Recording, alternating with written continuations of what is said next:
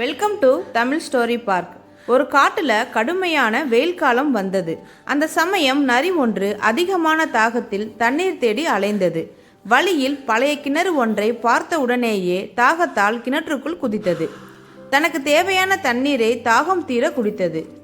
நரிக்கு பிறகுதான் தெரிந்தது கிணற்றிலிருந்து தப்பிக்க வழியில்லை என்று. நரி செய்வதறியாது திகைத்தது. சிறிது நேரத்தில் ஆடு ஒன்று அங்கு வந்தது.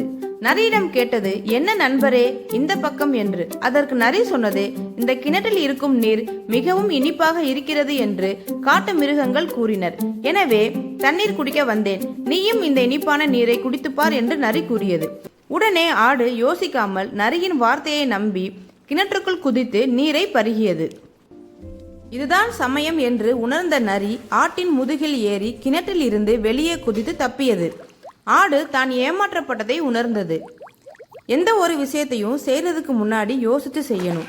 நல்ல நண்பன் உதவுவான், கெட்ட நண்பன் பயன்படுத்துவான். இதுதான் இந்த கதையோடைய கருத்து.